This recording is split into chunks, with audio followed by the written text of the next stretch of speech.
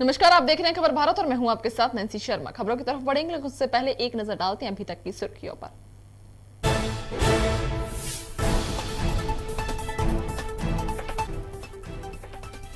भोपाल में कांग्रेस पूर्व मंत्री सज्जन सिंह वर्मा का बड़ा बयान। मुख्यमंत्री की पीएम मोदी से दिल्ली मुलाकात पर बोले वर्मा, कहा बीजेपी में जोरों जोरों से चल रही अंदरूनी उथल पुथल।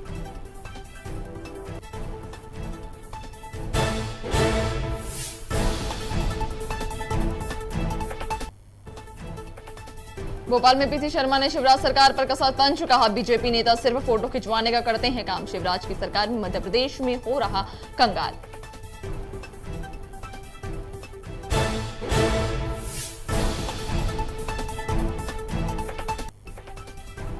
और विदिशा के बरेट रोड स्थित निजी होटल पर पकड़ा युवक युवती, अविवाहित बताकर पुलिस को गुमराह करने की कोशिश की। युवक युवतियों से पुलिस कर रही पूछताछ।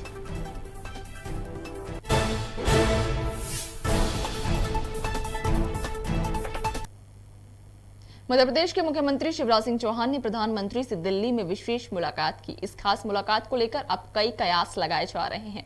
वहीं कांग्रेस के पूर्व मंत्री सज्जन सिंह वर्मा ने शिवराज के दिल्ली दौरे पर कहा कि भारतीय जनता पार्टी में अंदरूनी उथल पुथल जोरों शोरों से चल रही है। भाजपा के 33 विधायकों के सपनों को छला है। वहीं जानते हैं कि हमारे जीवन की राजनीति की आखिरी पारी चल रही है। देखिए, अंदरूनी उथल पुथल भारतीय जनता पार्टी में ज़बरदस्त तरीके से चल रही है। 35 विधायकों ने जो बहुत सीनियर थे भाजपा के, 5 बार 6 बार 7 बार के विधायक, वो डेरा डाले हुए थे क्योंकि उनके सपनों को भी छला है शिवराज ने। इतने सीनियर एमएलए को किसी को मंत्री नहीं बनाया। वो जानते हैं कि हमारी जीवन की आखिरी पारी है ये राजनीति की। तो वो सुखबुघाट दिल्ली भी गई। लोगों ने मांग की कि भैया शिवराज को बदल दो, नहीं तो अगली सरकार तुम्हारी बनने वाली नहीं है। अब भाजपा का अंदरूनी मामला है। हम तो कयास लगा सकते हैं, जो उछल के बातें आती हैं उन बातों से हम अंदाज लगाते हैं। जो सीनियर विधायक थे, 1-2 लोगों से हमारी बात हुई, असंतोष भयानक है।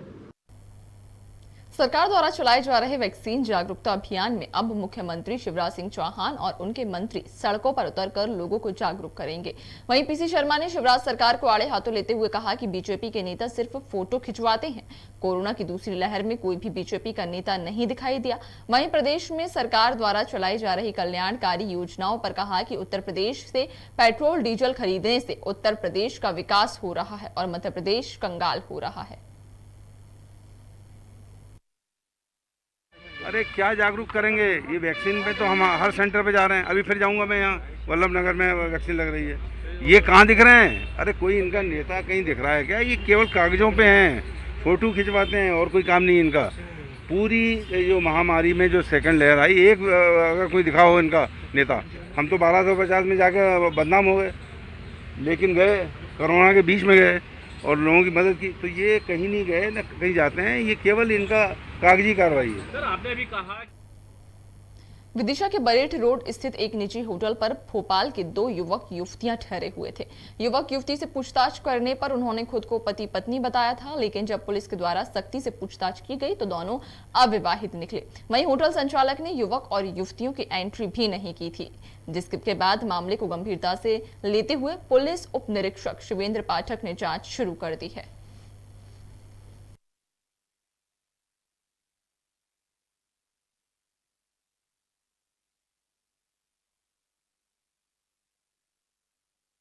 थाना निवासौदा शहर पुलिस की एक टीम आए दिन होटल ढाबा लॉज में चेकिंग की जा रही है। हम लोग ये कार्रवाई पिछले 1 हफ्ते से कर रहे हैं। इसी तारतम्य में कल दिनांक 15 जून 2021 को महाकाल होटल में हम लोग रूटीन चेकअप में जाकर चेक किए। होटल संचालक द्वारा बताया गया कि हमारे होटल में आज कोई नहीं रुका हुआ है। इसकी जानकारी को हम लोग वेरीफाई करने के लिए कुछ रूम खुलवा कर देखे। इसमें 2 रूम दिखाए और हम लोगों से बोला कि अपन अफसर नीचे चलते हैं। मैंने कहा कि आप तीसरा रूम भी दिखाइए। हमने जब तीसरे रूम में जब देखे तो अंदर एक लड़की थी। होटल संचालक के द्वारा बिल भिजवा करके गेट खुलवाया गया। लड़का जो काम देखता था होटल की रजिस्टर के साथ में उन तीनों लोगों को थाने पर लेके आए यहाँ से पूछताछ पर लड़कियों के माता पिता से बात करके उनको छोड़ दिया गया। कोई संदिग्ध चीज़ नहीं पाई गई और होटल संचालक को शिकायत देकर छोड़ा गया कि यदि अगली बार ऐसा बिना एंट्री के किसी लड़कियों को होटल देंगे तो उनको होटल सील किया जाएगा और होटल का लाइसेंस कैंसिल करने की कार्रवाई की जाएगी। बढ़ती महंगाई ने आम आदमी की कमर तोड़ कर रख दी है। एक ओर जहां लॉकडाउन से जनजीवन अस्त व्यस्त हो गया, तो दूसरी ओर आसमान छूती महंगाई से मानो जनता का गरीबी में गीला आटे के जैसा हाल हो गया है। आमदनी कम और महंगाई ज्यादा का सबसे ज्यादा असर गरीब वर्ग पर पड़ा है। बता दें कि पेट्रोल दशक पार कर चुका है। बीते 70 सालों में पहली बार महंगाई ने अपना रिकॉर्ड तोड़ दिया है। बेतहाशा बढ़ती महंगाई पर जब जनता से बात की गई तो जनता का क्या कहना था, दिखाएंगे खबर भारत की इस खास रिपोर्ट में।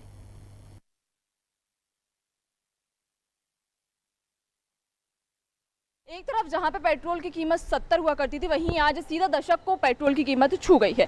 अब इस पर हम आम जनता से जानेंगे जिनकी जेबों पर सीधा इसका असर पड़ रहा है, कहीं ना कहीं आम जनता की जेब काफ़ी कट रही है देखा जाए अगर इस महंगाई के दौर से। तो हम जनता से ही जानेंगे कि क्या उनकी राय है, क्या उनके विचार हैं, इस बढ़ती महंगाई से क्या उन्हें परेशानियाँ झेलनी पड़ रही हैं। जी, मेरा नाम वैभव दुबे, मैं जॉब करता हूँ। पेट्रोल बहुत ज़्यादा ही महंगा हो गया, 100 रुपये से ऊपर पेट्रोल, और आम मिडिल क्लास के लिए बहुत ही मुश्किल वक्त है कि आज के टाइम में रोज़गार वैसे ही नहीं है कोविड के टाइम पर, और वैसे ही पेट्रोल इतना महंगा किया जा रहा है। तो सरकार को इस बारे में सोचना चाहिए कि दिन ब दिन रेट बढ़ते जा रहे हैं। जिस दिन सरकारी व्यक्ति को खुद अपने घर से निकलकर पेट्रोल पंप पे पेट्रोल भराना पड़ेगा, उस दिन उनको पता चलेगा कि पेट्रोल का रेट कितने बढ़ चुके हैं। उन्हें तो सरकार की तरफ से पेट्रोल का खर्चा मिलता है, लेकिन आम आदमी को कोई खर्चा नहीं मिलता है। आपके हिसाब से आने वाले समय में किन दामों की तरफ आप जाएंगे? जी, 70 से 80 रुपये लीटर तक ठीक है। क्या 2-2 टैक्स लिए जा रहे हैं, सेंट्रल का टैक्स अलग है, स्टेट का टैक्स अलग है, तो उस टैक्स पर सरकार को विचारना चाहिए। एक देश एक टैक्स होना चाहिए ना, 2-2 स्टेट का टैक्स अलग देना सरकार। हम एक विडम्बना इस देश की ये है कि नेपाल हमारे देश से पेट्रोल खरीदता है और हमारे देश से सस्ता पेट्रोल वो बेचता है। हम और भी लोगों से इस पर राय लेंगे। हम जानना चाहेंगे आपसे कि जिस तरह से ये पेट्रोल के दाम बढ़ रहे हैं, आप किसका समर्थन करते हैं? देखो, हम तो भैया जनता के आदमी हैं, और अभी देश हित में ये लग रहा है कि हमें कोरोना से निपटने के लिए थोड़ी बहुत महंगाई को सहन करना पड़ेगा, और किसी भी तरह से देश की स्थिति अच्छी सुधरे। थोड़ी बहुत अगर 1-2 रुपये ज़्यादा भी होते तो हम लोग सहन कर लेंगे। 1-2 रुपए से अपन ठीक है मान लेते हैं, लेकिन जो इस वक्त पेट्रोल की कीमत सीधे दशक के पार हो चुके हैं, और सिर्फ पेट्रोल ही नहीं, गैस के दाम भी बढ़ रहे हैं, इसी के साथ साथ खाने के तेल के भी दाम बढ़ रहे हैं। तो यानी कि आप ये चाहते हैं कि भले ही देश में महंगाई बढ़ती रहे, देश में थोड़ी बहुत महंगाई बढ़ते रहे, पर देश में समरसता है और देश का भविष्य उज्जवल हो, उसके लिए हम चिंतित हैं। हमें ये छोटी मोटी चीज़ों से कोई फर्क नहीं पड़ने वाला। हमें देश की एकता महान है, उसको देश की सुरक्षा बनाए रखना ये महत्वपूर्ण चीज़ें हैं। चलिए, तो हमने देखा यहाँ पर देखा कि अलग अलग प्रक्रिया यहाँ पर लोगों की देखने को मिल रही हैं। एक तरफ जहाँ लोग कह रहे हैं कि नहीं, पेट्रोल की कीमत वही पुराने होने चाहिए, तो दूसरी तरफ हम ये भी देख रहे हैं कि लोग बाग ये भी कहते नजर आ रहे हैं कि पेट्रोल के दाम, महंगाई भले ही बढ़े लेकिन देश उज्ज्वल होना चाहिए। कैमरामैन सुरेश के साथ मैं नैन्सी शर्मा, खबर भारत, भोपाल। पीसीसी कार्यालय में मीडिया से चर्चा करते हुए विधायक सज्जन वर्मा ने मुख्यमंत्री शिवराज सिंह चौहान और नरोत्तम मिश्रा पर आरोप लगाते हुए कहा कि ये भाजपाई जुमले की राजनीति करते हैं और भगवान राम के नाम पर भ्रष्टाचार करने से भी नहीं कतराते, और आरोप वो कांग्रेसियों पर लगाते हैं। साथ ही कहा कि मध्य प्रदेश की बिगड़ती स्थिति को देखकर प्रधानमंत्री ने मुख्यमंत्री शिवराज को तलब करने के लिए दिल्ली बुला लिया। राम मुद्दे पर जो राजनीति चल रही है इसमें प्रत्यारोप की, और इसमें बता दें आपको जो जमीन घोटाले की बात कही जा रही है कांग्रेस की तरफ से बीजेपी को लेकर, बीजेपी से लेकर कांग्रेस की तरफ से। यहाँ पर सज्जन सिंह वर्मा जी मौजूद हैं, उनसे बात करेंगे। आज सज्जन सिंह वर्मा जी, जो आज नरोत्तम मिश्रा जी ने आरोप लगाया है कांग्रेसियों पर कि एक भी चवन्नी का चंदा नहीं दिया है, इस तरह का आरोप लगाया है। नरोत्तम मिश्रा ब्राह्मण देवता हैं, हमारे मित्र भी हैं। पहली बात तो नरोत्तम मिश्रा जी संजय सिंह सांसद हैं आप पार्टी के, और एक समाजवादी पार्टी के नेता। दो लोगों ने बड़ी तथ्यात्मक जानकारी संपूर्ण भारत की जनता को, प्रेस वालों को भी दिए। बड़े तथ्यात्मक आरोप लगाए हैं कि 2 घंटे में ही ज़मीन के भाव इतने बढ़ सकते हैं क्या? आप कांग्रेस पे आरोप लगा रहे हैं। अरे भाई, विपक्ष में बैठा हो, कांग्रेसी हो, समाजवादी हो, आप पार्टी हो, विपक्ष में तो आवाज़ उठाना ही तो सही तथ्यों पे, यही तो विपक्ष का काम है। लेकिन भारतीय जनता पार्टी तो धार्मिक भावनाओं को भी समझती नहीं है। हमारा कहना, नरोत्तम मिश्रा तुम्हारे मुख्यमंत्री गए हैं वहाँ, तलब किया उनको, शिवराज को आए, उनको फ़ोन पे बोल दो कि नरेंद्र मोदी साहब से गुजारिश कर लें कि जो ज़मीन घोटाले के आरोप लगे हैं, एक वर्तमान सुप्रीम कोर्ट के जज की अध्यक्षता में एक कमेटी बना के इसकी जांच करा लो, तो दूध का दूध और पानी का पानी हो जाएगा। लेकिन ये कफन चोर किसी दिन वतन बेच देंगे। राम को तो बेच दिया, उस भगवान के राम के आशियाने को जनक कब बेच देंगे। एक आरोप और लगाया है राहुल गांधी और दिग्विजय सिंह जी पर। उन्होंने कहा कि ये जो राहुल गांधी और दिग्विजय सिंह हैं वे कमरे में बैठ के ट्विटर के नेता हैं, ऐसा आरोप लगाया है। अभी लोकसभा चुनाव में क्या देखा नहीं दिग्विजय सिंह को घूमते हुए? ये देखिए, ये बोलने की खाते हैं, ये बड़ी ज़बरदस्त ट्रेनिंग है। झट बोलो, झूठ बोलो, ज़ोर से बोलो, कुछ भी जुमला उछाल दो। जैसे शिवराज ने परसों जुमला उछाला, हर महीने 1 लाख नौजवानों को नौकरी दूंगा, तो झूठ बोलने की ट्रेनिंग ज़बरदस्त है। एक और आरोप है कि जिस तरह से बताया जा रहा है कि मृत्यु दर जो कोरोना को लेकर हैं, उसमें बता रहे हैं कि सभी लोग कोरोना से नहीं मरे, कोरोना कुछ लोग हार्ट अटैक से मरे हैं या कुछ लोग और अन्य तरह से गए, इसलिए वो लोग जो मृत्यु के आंकड़े वो कोरोना में नहीं ले रहे हैं। क्या है, शिवराज की सरकार का खजाना तो खाली है। अभी भी तलब किया है, दिल्ली हाथ फैलाने गए, पैसा है नहीं। घोषणाएं बड़ी बड़ी, जैसे मैंने कहा ना, 1 लाख नौजवानों को हर महीने नौकरी देंगे। घोषणा की कि 1 लाख रुपए मृतक परिवारों को देंगे जो कोरोना से मरे। जब सर्टिफिकेट दे ही नहीं रहे हो उनको, हॉस्पिटलों को निर्देश दे दिया आपने, उसमें स्पष्ट लिखा आ रहा है कोविड हुआ। अरे कोविड हुआ ना, कोरोना हुआ ना, उसके इफेक्ट हार्ट अटैक हो, निमोनिया हो, फ्लू हो, ब्लैक फंगस हो, क्या ये इतने बड़े डॉक्टर हो गए ये शिवराज चौहान और नरोत्तम मिश्रा?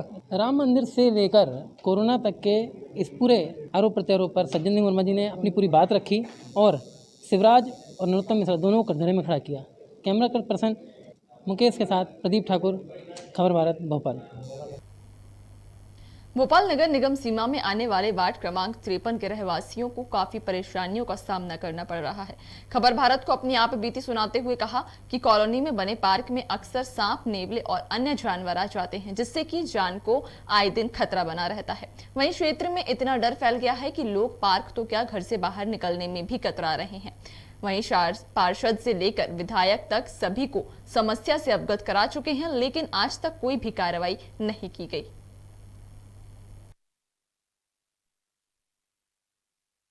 हम इसमें मौजूद है यशोदा गार्डन में भोपाल में, जहां पर एक पार्क है जिसकी स्थिति इतनी दयनीय है कि आप देखकर दंग रह जाएंगे। यहाँ पर एक पार्क है यशोदा गार्डन का, जहाँ पर सांप से लेकर बिच्छू, नेवले जैसे बहुत सारे जानवर यहाँ पर पनप रहे हैं और नगर निगम भोपाल इस पर कोई ध्यान नहीं दे रही, यहाँ के पार्षद भी कोई ध्यान नहीं दे रहे हैं। इसको लेकर हम आज यहाँ पर आए हैं, लोगों ने हमसे शिकायत की थी, इसको लेकर हम यहाँ पर आए हैं, लोगों से बात करेंगे क्या दिक्कतें आ रही हैं लोगों को और किस तरह से वो परेशान है सांप और इन जानवरों से। बताएं किस तरह की दिक्कत आ रही है आप लोगों को पार्क को लेकर? हाँ जी, पार्क को लेकर दिक्कतें इस बात की हैं कि यहाँ बच्चे नहीं जा पाते हैं, छोटे छोटे, और बनाया इसी उससे था कि यहाँ कॉलोनी के छोटे छोटे बच्चे जो पार्क में खेलें और जो बुजुर्ग हैं जो बाहर नहीं जा पाते हैं वो यहाँ अपने सुबह शाम सैर के लिए और बैठे हैं यहाँ पर पार्क में। तो लेकिन क्या है, अभी बारिश होने वाली है, शुरू हो ही गई है, तो बच्चों का जाना खतरे से खाली नहीं है और काफ़ी कोबरा, रैसल, वाइफर ऐसे टाइप के जहरीले सांप वगैरह निकलते हैं। बिच्छू तो वो छोटे मोटे वो निकलते ही रहते हैं। जिस तरह से ये बता रहे हैं कि और भी लोग हमारे साथ मौजूद, उनसे बात करेंगे। आप बताएंगे क्या दिक्कत आ रही है आप लोगों को? ये पार्क कब से सफाई नहीं हुई, इसकी क्या दिक्कत? इसको तो काफ़ी दिनों से सफाई नहीं हुई है और बिल्कुल बैठने लायक है ही नहीं, ना बच्चे खेल पाते हैं। और बहुत दिनों से हम लोग के ट्राई मतलब किए भी हैं, शिकायत भी किए हैं, सब किए हैं, लेकिन कुछ नहीं हो पा रहा है। और बारिश में तो इतना पानी, सांप, बिच्छू इतने ज़्यादा हैं कि जाना ही मुश्किल है वहाँ पे। जी आप बताएं कि आप लोग क्या वोट देते हैं आप लोग? जी हाँ, तो जब चुनाव का समय आता है तो राजनेता वोट मांगने आते हैं तो उस समय तो बहुत वादे करते हैं, लेकिन अभी क्या दिखाई दे रहा है इस समय? बहुत ही ज़्यादा पार्क की स्थिति तो बहुत ज़्यादा ख़राब हुई है। हम लोग तो अभी 1 महीने पहले यहाँ शिफ्ट हुए हैं, पर जैसे यहाँ पे आप देख सकते हैं कि एक्यूप्रेशर के लिए टाइल्स लगी हुई हैं जो कि बहुत बेनिफिशियल है हर एज ग्रुप के लिए, पर गंदगी इतनी ज़्यादा है, साथ ही कीड़े मकोड़े वगैरह भी हैं, तो डिफ़िकल्ट है कि हम इस पे वॉक करें, जबकि ये हमारी हेल्थ के लिए बहुत बेनिफिशियल है, बट नहीं कर सकते बिकॉज़ ना क्लीनलीनेस है और सेकेंडली डेंजरस भी है बिकॉज़ कीड़े मकोड़े घूम रहे हैं। और बच्चों के लिए बहुत अच्छा है पार्क, इसमें वो आराम से खेल सकते हैं रोड की जगह पे, बट घास भी बहुत ज़्यादा बड़ी है, गंदगी है और सांप वगैरह भी इस समय 2-3 देखे गए हैं। कैमरा पर्सन सुरेंद्र के साथ प्रदीप ठाकुर, खबर भारत, भोपाल। झाबुआ जिले के मेघनगर में 47 करोड़ 58 लाख की लागत से बने रेलवे ओवरब्रिज का जिले के प्रभारी मंत्री हरदीप सिंह डंग ने लोकार्पण किया। लोकार्पण के इस आयोजन में सांसद गुमान सिंह डामोर, जिलाध्यक्ष लक्ष्मण सिंह नायक सहित जिला प्रशासनिक अमला भी उपस्थित रहा। बता दें कि मेघनगर ओवरब्रिज उद्घाटन कार्यक्रम में पहुंचे हरदीप सिंह डंग ने कहा कि मेघनगर में बना ओवरब्रिज वास्तव में काबिले तारीफ है। इसको और सुंदर बनाने के लिए और प्रयास किए जाएंगे, साथ ही हरियाली के द्वारा इसे और कैसे सुंदर बनाया जाए इस पर भी विचार किया जाएगा।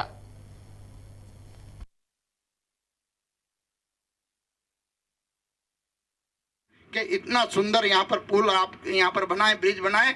और एक मेरा कहना है कि यहाँ पर एक चौराहा भी है और ये जो पुल है, तो हमारी अभी बात हुई थी कि अटल ब्रिज के नाम से ये जाना जाए, सांसद महोदय कलेक्टर साहब से मिलके। और यहाँ पर हो सकता है कि अटल जी की आने वाले दिनों में एक चौराहे के भी बने और यहाँ पर भगवान ने चाहा तो एक मूर्ति भी यहाँ पर अटल जी की यहाँ पर, क्योंकि अटल जी एक देश के ऐसे नेता हैं जो निर्विवाद, जो देश हितैषी और हमारा जनता के लोकप्रिय हैं। ऐसे नेताओं को मैं प्रणाम करता हूँ। फिलहाल के इस बुलेटिन में इतना ही। ताज़ा तरीन खबरें देखने के लिए बने रहिए आप खबर भारत के साथ। नमस्कार।